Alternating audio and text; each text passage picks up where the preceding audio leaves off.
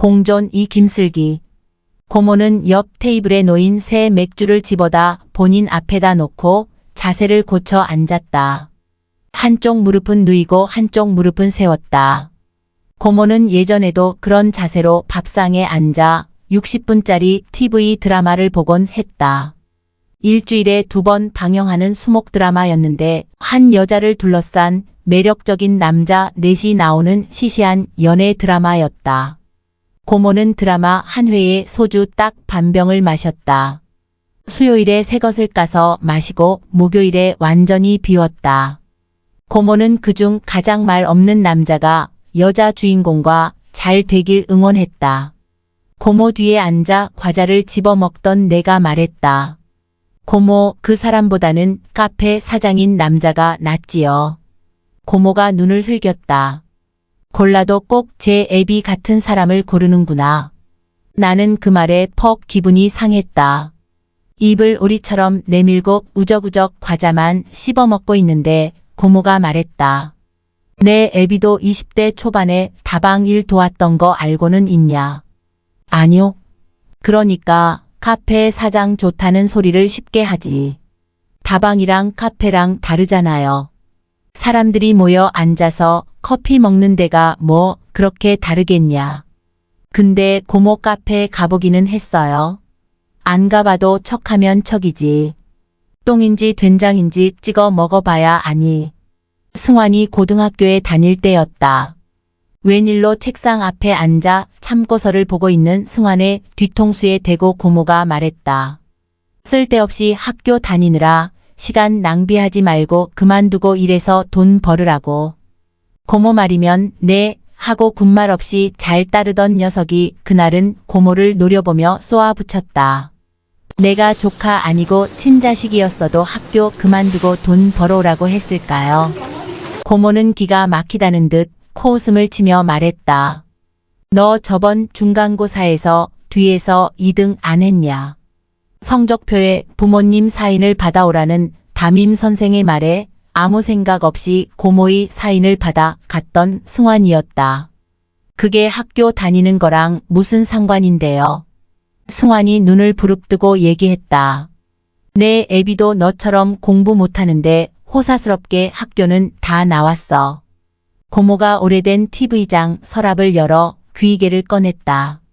두루마리 휴지 한 칸을 뜯어 바닥에 살며시 내려놓고 귀를 파내기 시작했다. 그러니까 내 애비처럼 한량같이 살고 싶으면 다니시든가. 승환은 얼마 지나지 않아 고등학교를 중퇴했다. 처음엔 주유소 아르바이트를, 나중엔 주물 공장에 정식으로 취업했다. 승환이 그놈은 월급날 고모 용돈 하세요 하고 봉투 한 번을 안 가져다 줬어. 내가 은혜를 모르는 놈이라고 쏴붙이니 뭐라는지 아니. 제 애비도 애미도 아닌데 뭔 이유로 힘들게 번 돈을 갖다 주냐 그러는 거지. 내가 기가 막혀 일을 하다가도 그 말만 생각하면 깔깔거리며 웃었다. 참, 둘이 공장 앞에서 기다리다가 승환이 미행한 거 기억나냐? 나는 그때를 떠올리고 피식 웃음이 새어나왔다. 기억이 나지 않을 리 없었다. 고모는 몇 번이고 미행을 해본 사람처럼 완벽한 차림새였다. 스카프로 머리를 감싸고 선글라스를 낀 고모가 앞장섰고 내가 뒤따랐다. 꼭 이렇게까지 해야 해요. 내가 묻자 고모는 이것이 승환의 돈과 인생을 지켜주는 방법이라 했다. 그때 내 애비를 말렸으면 고모는 말끝을 흐렸다. 나는 더 묻지 않았다. 퇴근하고 공장 정문을 제일 먼저 나서다시피 한승환이 메고 있던 백팩에 회색 공장 점퍼를 구겨 넣고 다급히 발걸음을 옮겼다. 그리 멀지 않은 곳에 서 있던 여자가 승환을 반겼다. 고모와 나는 얼마 따라가지 않고 집으로 돌아왔다. 돌아오는 길에 정육점에 들러 산 돼지고기 목살 반 근을 구워 먹었다. 한참을 먹고 있는데 현관문 여는 소리가 들렸다. 연기가 자욱한 집 안에 승환이 콜록거리며 들어섰다. 나는 거실 벽에 걸린 시계를 확인했다. 8시 30분. 예상보다 이른 시간이었다. 승화는 손에 든 비닐봉지에서 맥주 몇 캔을 꺼내었다. 고모가 앞에 놓인 맥주캔을 따기가 무섭게 승환이 말했다. 저 내일부터 따로 나가 살려고요. 내일? 나는 놀라 되물었다. 고모는 어깨를 으쓱하더니 어차피 내 인생이니 내 마음대로 할 거 아니냐. 나가든 말든 잘 알아서 한번 살아보라 말했다. 승환은 아무도 묻지 않았는데 비장한 얼굴로 말을 이어나갔다. 그 누나 없이는 한순간도 살 수 없다고, 자신이 지켜주고 싶은 유일한 여자라고, 이게 사랑 아니겠냐고. 고모는 다 마신 맥주캔을 찌그러뜨리며 말했다. 덕수가 너네 낳고 도망간 여자 만날 때도 딱 그런 소리를 하더라. 승화는 간단히 짐을 꾸려 만나는 여자 집에 들어가 살았다. 집에는 전화 한 번 하지 않았다. 그러다 모아둔 돈마저 생활비, 데이트비로 박박 다 긁어쓴 뒤에야 승화는 쫓겨나다시피 해 집으로 돌아왔다. 제 집에 자기가 다시 왔는데 뭐가 대수인가 하며 고모는 별일 아니라는 식으로 얘기했지만 승화는 아무도 주지 않는 눈칫밥을 혼자 먹었다. 그러다 새 여자가 생기면 신나게 집을 다시 나가 소꿉놀이 하듯 원룸에 살림을 차리고 헤어지면 돌아오길 몇 해나 반복했다. 고모와 나는 승환이 헤어지면 어련히 돌아오는 것에 익숙해져 있었다. 여느 때처럼 현관문을 열고 태연히 들어선 승환을 향해 고모가 말했다. 기어 들어오는 걸 보니 헤어졌구나. 승환은 다짜고짜 상견례에 고모가 대신 나와줄 것을 부탁해왔다. 고모는 싱크대 물을 틀며 너는 내 결혼식 때 보태준 거 있느냐 했다. 승환이 놀라 동그래진 눈을 하고서 말했다. 고모 결혼하셨어요? 고모가 결혼을 했는지 안 했는지 알지도 못하고 넌 늘 제 것 챙길 줄만 알지. 그러니까 고모 결혼하셨냐고요? 결혼을 안 했으니 내가 보태준 게 없지. 승환이 미간을 잔뜩 찌푸렸다. 아직 아가씨인 내가 양가 부모 자격으로 앉는다니 말이 되냐, 되기를. 승환의 결혼식 날. 신랑 입장을 앞두고 혼주석 바로 뒷자리에 앉아있던 나는 하객석에서 웅성이는 소리를 들었다. 무슨 일이 있는가 싶어 돌아봤더니 입장을 앞둔 승환이 차렷 자세를 하고 눈물을 줄줄 흘리고 있었다. 사람들이 쑥덕거렸다. 신랑이 너무 운다. 어디 팔려가는 것 아니냐. 나는 손으로 이마를 짚으며 크게 한숨을 쉬었다. 한복을 입고 혼주석에 앉은 고모는 손수건을 얼굴에서 떼질 못했다. 고모도 울고 있는 것일까? 나는 고모의 어깨를 두드렸다. 손수건 사이로 고모의 웃는 얼굴이 보였다. 터져 나오는 웃음을 아무리 해도 틀어막을 수 없는 사람처럼 꺽꺽 소리를 냈다. 나도 목이 간질간질해지더니 이내 웃음이 났다. 거실 한복판에 걸린 승환의 결혼사진 속 우리는 귀가 빨갰다. 웃음을 참는 입꼬리가 사진 속에서도 실룩이는 것 같았다. 그러니까 제가 왜 그것까지 책임지냐고요. 마트 물류창고 뒤편에 있는 흡연구역에서 구찬혁 매니저는 세 번째 담배에 불을 붙이며 말했다. 나는 쪼그리고 앉아 그의 말을 묵묵히 들었다. 커피차 코너에서 일하던 젊은 여직원 하나가 자취방에서 스스로 목숨을 끊었는데 유서에 마트 직원 몇몇의 이름이 적혀 있었다. 같은 시간대 근무하던 직원들의 괴롭힘이 주원인이었다. 구 매니저의 이름이 직접 적혀 있진 않았지만 여러 차례 관리자에게 근무표 조정 요청을 했음에도 불구하고라는 문구 때문에 그도 책임을 피해 갈 수는 없었다. 유서에 이름이 오르내린 사람들과 마트에서 오래 일한 직원들은 구찬혁을 덮어놓고 두둔했다.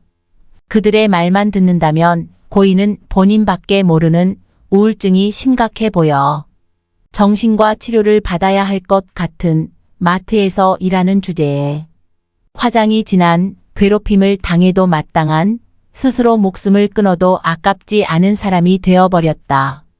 그럴 거면 가만히 마트 일을 그만두거나 조용히 혼자 죽을 것이지. 왜 산 사람들까지 끌어들여 이 난리를 피우냐며 큰 목소리로 흉을 보는 사람도 있었다. 그럴 때마다 나는 여자의 연분홍 손톱을 떠올렸다. 이번엔 커피를 좀 천천히 드셨나 보네요. 저번엔 한 달 안 되어 새로 사시더니 다른 박스에 붙어있던 증정 머그컵까지 떼어다 모아 붙인 100개들이 커피 박스를 건네는 여자의 손엔 연분홍 매니큐어가 칠해져 있었다. 언젠가 내가 일하는 코너에 세일 품목이 나오면 알려주어야지. 생각만 하고 하염없이 미루어 두었는데 결국 그러지 못했다. 이젠 세일 품목을 알려줄 수도 고마운 마음을 갚을 길도 없으므로 나는 적어도 연분홍 손톱의 여자를 흉보는 사람들의 말에 두둔하는 일은 결코 하지 않게 되었다. 눈치 빠른 직원 하나가 이를 알아채고 나를 흉보던 때도 있었다. 나는 자꾸 사람들이 모여 쑥덕거리는 자리를 피하게 됐다. 구 매니저를 포함해 사건과 관계된 몇몇 직원이 권고사직을 당한 뒤에도 그 간극은 좁혀지지 않았다. 한 매니저님, 내일도 출근이 어렵습니다. 죄송합니다. 사유 동생 장례. 마트에서 일하는 아무도 동생의 장례에 찾아오지 않았다. 사실 오는 것이 더 이상한 일이었다. 마트 사람들에게 연락할 마땅한 이유가 떠오르지 않아 부고 문자 메시지를 보내지 않았다. 만약 부고 메시지를 보낸다고 해도 언제부터 우리랑 한편이었다고 수근거리기만 할 것이 분명했다. 빈소를 찾는 대부분이 승환의 처나 친인척, 지인들이었고 개중엔 승환이 몇 년 전까지 다니던 공장의 마크가 새겨진 점퍼를 입은 사람들이 섞여 있었다. 그들은 덤덤히 걸어 들어와 2번 절했고 일면식 없는 나의 손을 차례로 잡았으며 눈을 마주쳤다. 누구도 묻지 않았지만 나는 말했다. 승환이 누나예요. 누나가 계셨구나. 그들이 과거형으로 대답하는 동안 나는 이곳에 곤히 잠자듯 누워있을 승환을 떠올렸다. 자정이 가까워지자 사람들의 발걸음이 뜸해졌다. 나는 잠시 바람도 쐴 겸 밖으로 향했다. 조용한 승환의 빈소와 달리 다른 곳들은 울거나 싸우거나 웃거나 하는 소리들로 시끌벅적했다. 흡연 구역으로 향했다. 담배 한 개비를 다 태워 갈 때쯤 누군가 걸어왔다. 익숙한 실루엣이었다. 빈소에 안 계셔서 회사 부의금만 전달하고 나오던 참이었습니다. 한지원 매니저였다. 그는 내 옆에 나란히 서서 담배에 불을 붙였다. 차가운 플라스틱 의자에 앉으며 나는 식사라도 하고 가시지 말했다. 그는 말없이 연기를 뿜으며 고개를 좌우로 저었다. 그는 동생이 오래도록 아파왔는지 물어왔다. 4년이요. 나는 짧게 대답했다. 고인 되신 분께서 참 고생스러운 시간을 보내셨습니다. 대부분 조문객들은 오랜 시간 병간호를 해 온 승환 처의 공을 치하하며 앞으로는 고생하지 말고 산 사람은 살아야 한다는 이야기를 했다. 나 또한 그 말을 부인하지 못하고 묵묵히 듣고만 있었는데 한 매니저의 한마디에 무언가 가슴께에서 북받치는 것만 같았다. 목구멍 끝까지 올라온 채기 같은 감정을 누르기 위해 나는 헛기침을 몇 번 했다. 오늘 출근 안 하신 동안 이상한 일이 있었어요. 창고에서요. 그와 사무적이거나 형식적인 이야기가 아닌 얘기를 나누는 것이 처음이었다. 그는 나긋하고 다정한 목소리를 내었다. 나는 처음 만난 사람처럼 낯설게 그의 말을 들었다.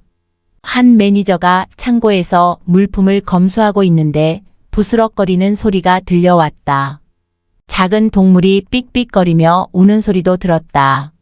쥐가 나타난 것이라면 큰일이었다. 방역 업체에 전화를 걸어두고 한참 창고 안을 살폈다. 얼마 지나지 않아 소리가 나는 곳을 찾았다. 유정 메추리 알이 있는 곳이었다. 얇은 플라스틱 케이스 안에 갓 태어난 새끼 메추리가 울고 있었다. 그는 창고 한 구석에 앉아 울고 있는 새끼 메추리를 바라봤다. 거기서 태어난 게 자기 책임인 것만 같더란다. 급한 대로 반려동물 용품 코너에서 햄스터용 케이지를 사고 그 안에 알보다 더 쉽게 깨질 것 같은 새끼 메추리를 담아두었다고. 그는 휴대전화에 찍어둔 새끼 메추리 사진을 내밀었다. 막 면도를 했는지 매끈한 얼굴의 그가 휴대전화의 파란 불빛에 비쳐 보였다. 이렇게 보니 마트에서 보던 것보다 훨씬 앳되어 보였다. 그는 소년 같은 얼굴로 햄스터장에서 울고 있는 메추리 얘기를 한참 동안 했다. 출근 가능한 일정만 미리 공유 주십시오. 한 매니저는 인사를 대신해 격식을 차린 말투로 이 말만 전하고 집으로 돌아갔다. 멀어지는 한 매니저의 뒷모습을 바라보며 나는 손가락을 꼽아 날짜를 헤아렸다. 쉬는 것도 쉬어본 사람이 요령이 있겠다 싶었다. 장례가 끝난 다음 날은 근무 일정표상으론 내가 쉬는 날이었다. 이걸 빼고 생각해야 하나 아니면 나 대신 일해야 했을 사람들을 생각해 얼른 출근을 해야 하나 고민이 되었다. 묻고 싶었지만 묻지 않았다. 출근 가능한 일정만 알리면 그는 어떻게든 공평한 근무표를 만들 것이었다. 빈소에 돌아온 나는 고모와 마주 앉아 다시 승환의 옛 이야기를 나누었다. 학창시절 달리기에서 꼴등을 해 우는 승환, 불편한 정장을 입고 공장에 출근했다가 관리자에게 혼쭐이 나고 집에 돌아와 서럽게 우는 승환, 제멋대로인 것 같지만 고모나 내가 작게 다쳐 병원에 입원이라도 하면 입원실에서 대성통곡을 하던 승환, 우리는 울고 있는 승환을 소리내 웃으며 얘기했다. 몇몇 에피소드에서는 너무 크게 웃는 바람에 빈소를 찾은 조문객 몇이 우리가 있는 테이블을 놀란 눈으로 쳐다보기도 했다. 고모가 별로 신경 쓰지 않는 것 같아 나도 신경 쓰지 않았다. 한참을 얘기하고 있었는데 주방 쪽에서 악 하는 소리가 들려왔다. 거센 물소리도 들려왔다. 주방은 싱크대 쪽 파이프 하나가 터져 물 난리가 나 있었다. 국과 밥, 몇 가지 반찬들을 준비하던 상조 도우미가 이런 일은 처음인지 허둥지둥하는 모습이었다. 얼마나 당황했는지 맨손으로 파이프 구멍을 막으려 했다. 상조 도우미의 머리카락과 옷이 물이 흠뻑 젖었다. 관리인 한 명이 달려와 사태는 금방 수습됐지만 일회용 접시에 미리 소분해 두었던 음식들이 물에 잠겼다. 상조 도우미가 아까워서 어쩌나 하며 접시째로 쓰레기 봉투에 넣으려는데 고모가 주방으로 들어섰다. 수육이 담긴 접시 몇 가지를 따로 빼내어 물을 따라내고 고기만 건져 일회용 비닐에 넣었다. 고모 스티로폼 박스에 따뜻한 거 있으니까 그걸 가져가시지. 나 먹을 거 아니고 우리 푸들이 주려고. 고모는 작은 꽃이 그려진 퀼트 가방에 비닐을 담았다. 고모는 잠시 집에 좀 다녀오마 말했다. 집에 나이 많은 푸들개 한 마리가 있는데 고모가 없으면 밥도 물도 먹지 않고 똥도 오줌도 안 눈다고. 이웃에게 듣기로는 고모가 집을 오래 비울 때면 혼자 늑대처럼 운다고도 했다. 고모는 눈에 보이지 않을 땐 마냥 집에 잘 있는 줄 알았는데 그 말을 듣고 나니 신경이 쓰여 오래 집을 비울 때면 마음이 좋지 않다고 했다. 고모는 물 갈아주고 수육 몇 점 얹어주고 오줌 누는 것만 보고 오면 2시간이면 된다고 말했다. 고모는 내 앞에 펼쳐 보인 손가락 2개를 천천히 접고 뒤축이 조금 해진 구두를 신고 빈소를 나설 준비를 했다. 나는 장례식장 입구까지 고모를 배웅했다. 고모는 뒤를 돌며 말했다. 눈 붙일 수 있을 때 좀 자둬라. 빈소 한편에 자리를 잡고 누웠다. 피곤함이 몰려왔다. 나는 집어삼켜지듯 잠에 빠져들었다.